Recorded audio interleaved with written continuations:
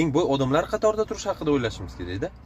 Hozirgi kunda boylik, pul juda katta narsani hal qilib yuboryapti-da.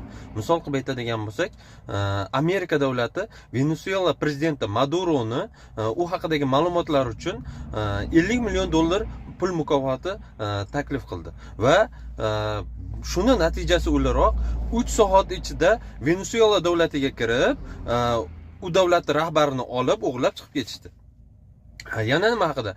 Elon Muskda o'tgan yili Trump saylovda g'olib bo'lish uchun sarflagan pullar haqida gapiraymi? Elon Musk o'tgan yili o'zining tarafdorlarini Trumpga ovoz berishlari uchun $250 milliard pul sarflab yuborgan. Hammasini pul hal qilyapti. Siyosatni qo'yib turaylik. Mana o'zimiz oddiy hayotdan oladigan bo'lsak, uylanmagan yigitlar o'zini kelajak fundamentini qo'ymagan bo'lsa, bir ishda do'ndirib qo'ymagan bo'lsa, qo'pol qilib aytganda bir puli bo'lmaydigan bo'lsa, yaxshi qiz topish qiyin bo'lib qoldi. Endi siz aytishingiz mumkin-da, harakat qilyapmiz-ku, tinganimiz yo'q-ku, nima o'lib ketaylikmi endi pul deb aytishingiz mumkin. Yo'q, o'lib ketish kerak emas. Bu yerda muammo fikrlashda, o'ngda. Ya'ni yaqinda bitta zo'r gap eshitib qoldimda. Bitta odamni bir oyda $1000 topish uchun ham, $10,000 topish uchun ham, boring ana $100,000 pul topish uchun ham bir oy ichida bir xil energiya, bir xil kuch-quvvat, bir xil vaqt ketar ekan. Endi qarang, buni oddiyroq qilib tushuntiraman.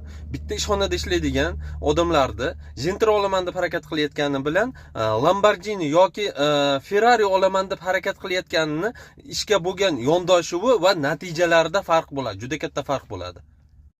Ya'ni kimdir har kuni o'zining ishiga boradi, yaxshi ishlab qaytib keladi, kuni o'tadi.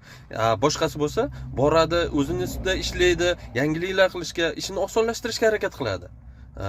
Bittasi o'sishda davom etadi, bittasi bir xil tempda yashab ketaveradi.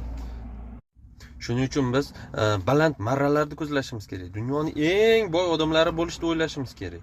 Endi aytishingiz mumkin-da, yaxshi yashayapmiz-ku, yonib, kuyib nima qilasan deb. Do'stim, ota-onangiz, oilangiz yaxshi komfortni yashash uchun ham, bolalaringiz yaxshi maktablarda o'qish uchun ham, ota-onangizni bir yaxshi sanatoriyalarda dam olishligi uchun ham, ularni o'zlari xohlagan davlatlarga sayohatga yubora olishingiz uchun ham, boring yana mahallangizda qiynalgan odamga yordam bera olishingiz uchun ham, yana nima desak, yaxshi ko'rgan odamlaringiz ular xohlagan narsani olib bera olishingiz uchun ham, boring yana kayf qilib yashashingiz uchun ham pul kerak. Endi biz ham bir tug'ilib, bir narsani qoyil qilmasdan, bir insonlarga nafimiz tegmasdan, yaqinlarimizga foydamiz tegmasdan yashab bo'lib ketavermaymiz, to'g'rimi? Bir narsalar qotirib tashlaylik. Video yoqqan bo'lsa like bosing, kommentariyaga plus belgisini yozing. Keyingi safar o'yinda qanday rivojlantirish va keng fikrlash haqida video qilaman.